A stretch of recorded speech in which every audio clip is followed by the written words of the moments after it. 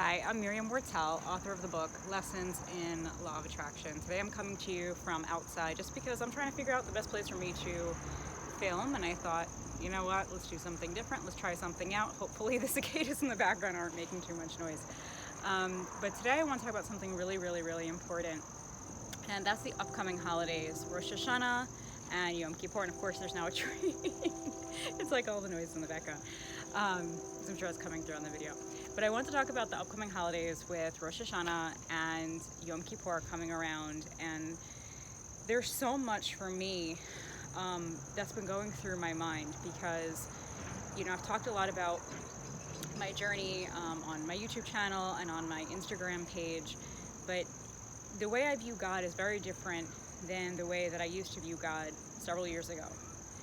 And I used to view God as this man in the sky, basically, not literally a man, but this entity in the sky that was always controlling our fate, that we had to appease. You always have to be your best self, and if God forbid you sinned, punishment was coming. And I really view God from a place of judgment. It was a very unhealthy view of God. And, it was ironic because I didn't used to be religious. I grew up connected, but I wasn't religious. And I became religious through my Moroccan neighbors who did everything with such heart and soul that it was so inspiring, this love of God, this love of all the rituals to do, serving God. But then I think I fell into what a lot of people fell into, which was this pattern of viewing God as very judgmental, very like the punisher that we have to worry about, the parent that isn't the parent we get along with, that type of thing. I've said to people that it's almost like, I think post-Holocaust a lot of people took on the mentality of viewing God as a punisher.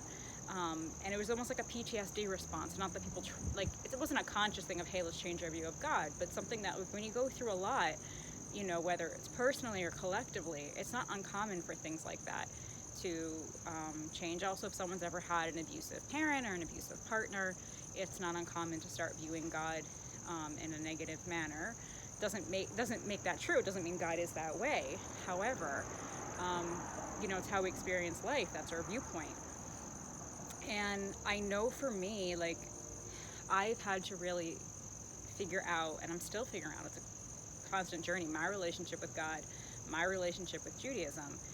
And, I've had the search for answers because in my journey, there were so many times, I would just cry out, when I would go to synagogue, I would cry so hard. And, no one really knew what was going on. It was no one's business what was going on, but I would literally soak the floor with my tears, literal puddles.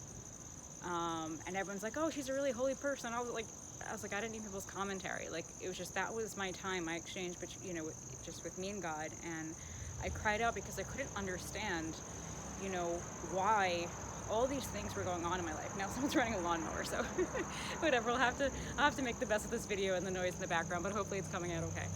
It's just making me a little nervous, so bear with me. But my point is that I would always do these things where I was just, I feel like I tried every spiritual hack in the book, right? So in my book, Lessons in Law of Attraction, I talk about Nishma Kochai. And Nishma Kochai is a beautiful prayer. It's a prayer of gratitude. But for me, I said it almost from a place of it's my battery thing just went on here. Okay. So I said it almost from a place of OCD, right? In other words, it was how can I, how can I say this to make my life better? Whatever it is, everyone swears by this. And basically I said this prayer, Nishma Kochai, so it's normally said in sets of 40 days. Okay. I had said that prayer 566 consecutive days. And on day 567, God was enough. Because I remember, and I used to set, reminders on my phone. I really put it into my day. I was really so careful to say that prayer. That day I was just not feeling well. I felt kind of disoriented and I missed it. And I was so upset at first. And I was like, you know what? God is sparing me. God is sparing me from, experiencing this like religious OCD basically that I had. And sorry, like I have something in my eye here. And but that also like set me free so much also. You know what I mean? And I realized like I shouldn't be doing these things just to try to make something happen, but that still didn't answer the question of how do I make things better in my life. Basically, over time, what happened was that I ended up learning about, and this over a span of years, conscious creation, the idea that our thoughts create. And so how does all of that impact, like how does all that affect what we do on Rosh Hashanah and Yom Kippur, right? So before I even knew what any of this stuff was, before I even knew about manifesting, thoughts creating, sometime in my, I don't know if I was in my mid or, maybe I was around my mid-20s, I don't know if I was mid to late 20s, it was 26, 27, not that I want to give my age away, because I would love people to still pass for 27 now, but anyway, some years ago, I like heard this voice inside of me. It sounded kind of like my voice, but like a gender neutral version of my voice, this inner voice that I didn't literally hear, but I could like hear. I don't know how to explain it. It was like, it felt almost like an angel was talking to me, my higher self was talking to me. I don't know how to explain it, but it was just one of those voices that you listen to when you realize it's coming from someplace above your human self. And this voice said to me, on Yom Kippur, you judge yourself. And I didn't know what to do with that information. I just sort of brushed it under the rug. I was like, okay, but I was still at that time, still very kind of like OCD with my religion. Like, how can I do these things to appease this God in the sky and get myself to have a good life? And, then over time, it was sort of like a slow drip process. I had a few friends telling me about Louise Hay, and I think like the third time I heard about her, from like the third different person, I was like, you know what, maybe I should go check out who Louise Hay is. And she doesn't directly talk about, well, her books, it talks about your thoughts creating, but it's not as like in depth. So like I was just kind of like, yeah, okay, whatever. Like, I didn't really understand. And then from there, I learned about all these different resources. And then when I really understood it, I went to this rabbi in the community. I'm like, what's this I'm hearing about the fact that our thoughts create? And the rabbi goes, there's something in Kabbalah about that. And I was like, should have known, right? So, you hear this like new age, people call it new age, spiritual stuff, and, to find out, hey, it's been in my religion this whole time. But I still, for a while, like had that sort of like, okay, my thoughts create, but I thought, okay, they mildly influence things. Okay, yeah, whatever. And then I was still doing the same things. And when I wasn't getting to where I want to be in life, I was like, I really had to look inward and realize that if I want to have a good year, I have to look within myself, right? Obviously, we should, do our best and be a good person and all these things. But it's really about examining our daily thoughts and thinking about who we're being, the character that we're playing. And I saw something, I was about a month ago, something like that. I'm trying to remember who it was. It may have been, because I'm trying to think who I follow on Instagram. It could have been Rev. Danielle Katz. It could have been Rabbi Joe Bear Pinson. But someone who talks about consciousness states. And there's not many rabbis who talk about states of consciousness. But someone had posted that the whole idea of teshuvah, which means repentance, like that we do on Yom Kippur, is that when we do teshuvah, we're really returning to ourselves. That, a lot of people have heard, okay, teshuvah means returning to yourself. But whoever it was, I'm trying to remember who it was posting, so and feel free to message me if someone happens to know, so I can put in the description box who it was to give proper credit, that teshuvah means returning to the right consciousness state. Sorry, I feel like I'm being bitten up over here, that's why I keep scratching over here. Returning to the right consciousness state. In other words, the only reason why we sin in the first place is, let's say, like our base consciousness state is the state of love, right? So if we fell to the consciousness state of, let's say, anger, it's that consciousness state of anger that would cause us to do the sin. And so it's basically, from what I understand, it's apologizing and having the awareness, hey, we dropped our consciousness state. In other words, it's because we were not in our ideal state of mind, ideal state of being that caused us to sin, and realize that our goal is basically to level up and bring ourselves back to what we need, and that's what teshuva was. And I thought that was brilliant, right? The other thing that I want to talk about, and I don't know how much I want to get into consciousness states, but we're always in consciousness states. And every consciousness state that we have, because, well, this affects, if you want to have a good year, like, wherever you're at, right, that's your consciousness state. Wherever you're mentally at is your consciousness state. I'm going to do another video on that in more detail. But my point is that when we have, a certain state of consciousness, the different things that we experience in life, and there goes a lawnmower again, the different things that we experience in life are directly tied to our conscious state. So if we're really in a state of love, and that doesn't mean like where you think we're being loving, but secretly we're being resentful, okay? But it's what you really truly feel in your heart, where you're operating from, what's driving your decisions, what's driving your feelings. I mean, what your true feelings are, what's driving your decisions, where the majority of your thoughts are coming from. That's your consciousness state. Sorry, the lawnmower made me lose my train of thought for a second. Bear with me. I'm trying to do this all in one take, so that's why I'm not the best YouTuber. I'm much better with like audio and whatever, but it's all good. I'm getting better at it. So you have to affirm I'm getting better at it. But I was saying different consciousness states.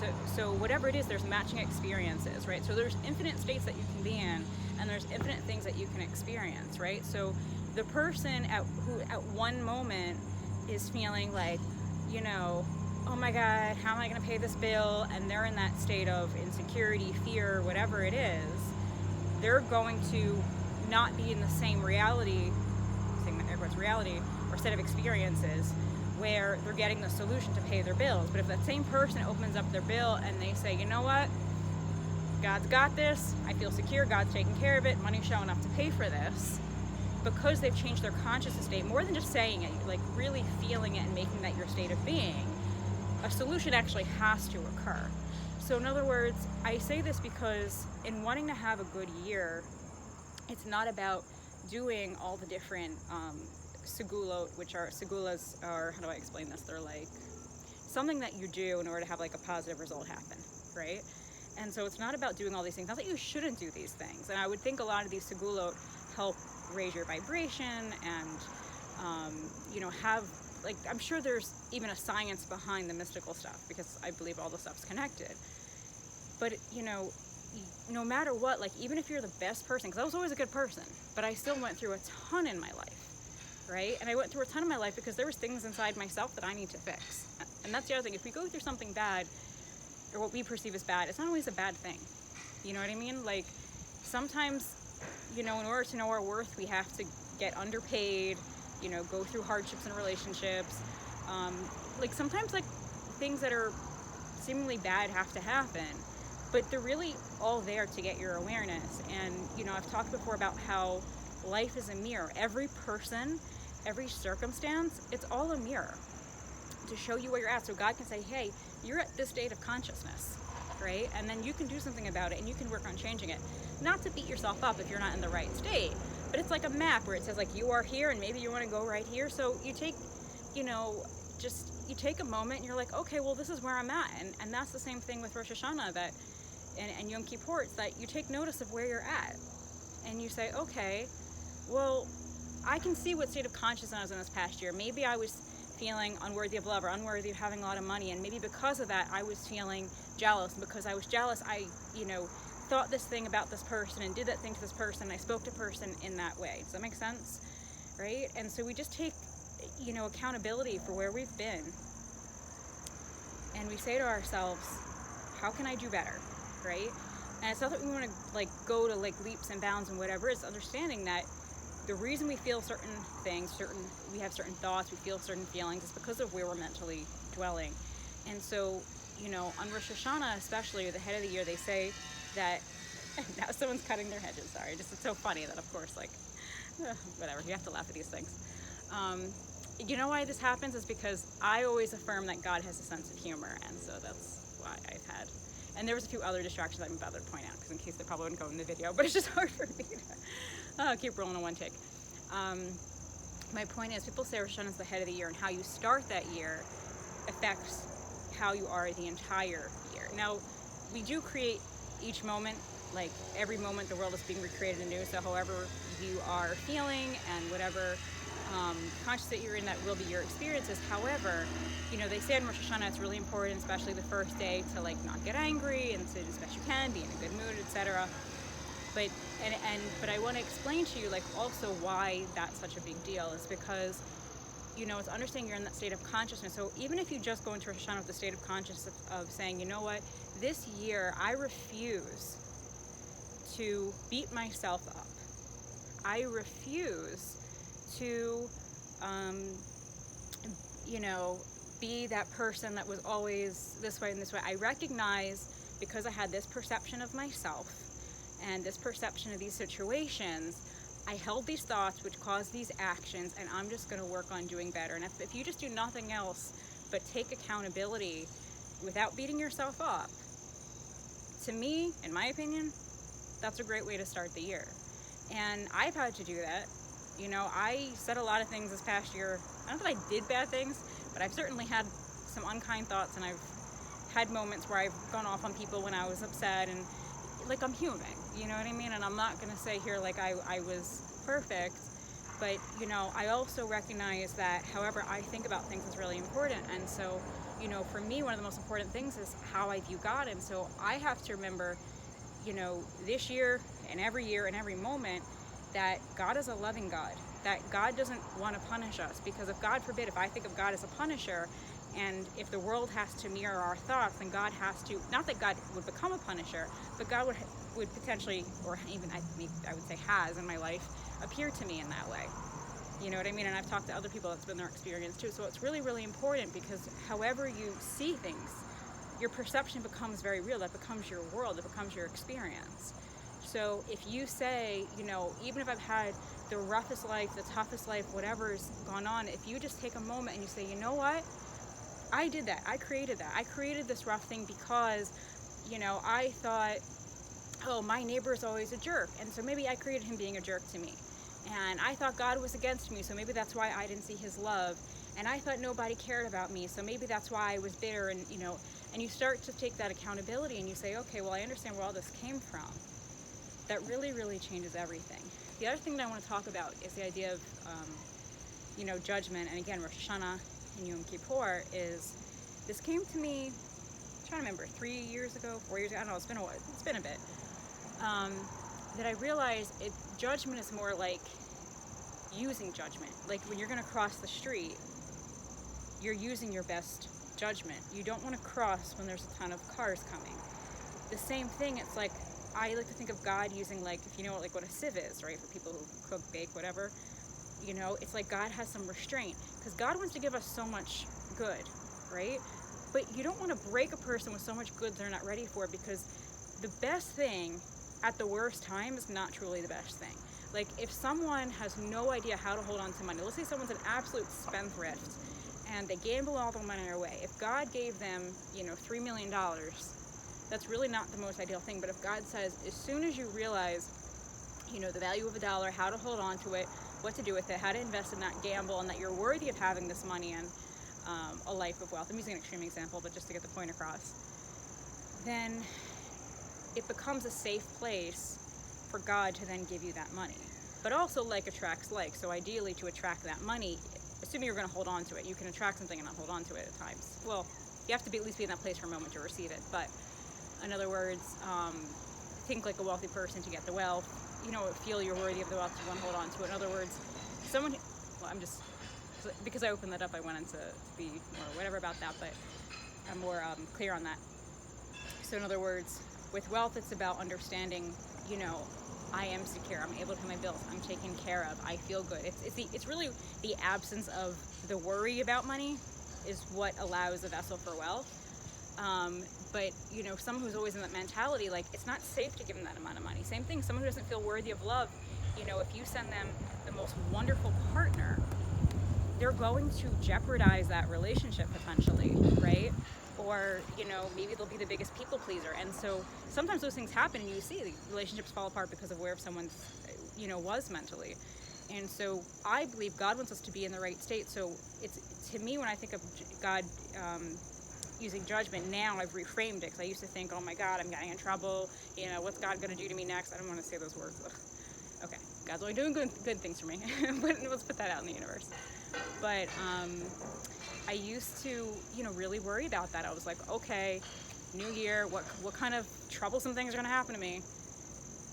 And now I've realized, I was like, no, only troublesome things would happen to me is if I identified as someone that those things happen to. But if I identified as the luckiest person in the world, which, by the way, if you've been identifying one way your whole life, and then all of a sudden you identify differently, it's going to feel weird at first. But it's like riding a bicycle when you start to go, actually, it's like, got that low battery thing.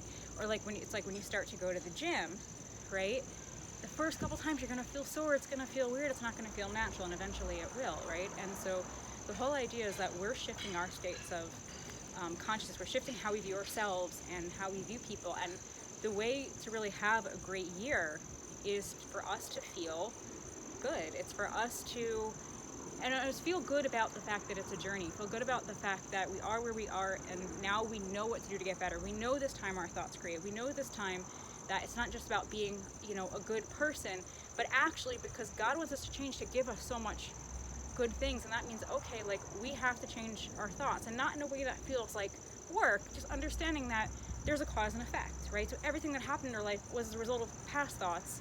So instead of fearing, oh my God, is that situation going to happen again? Just understanding, hey, I created that. And this year oops, got that low battery thing again.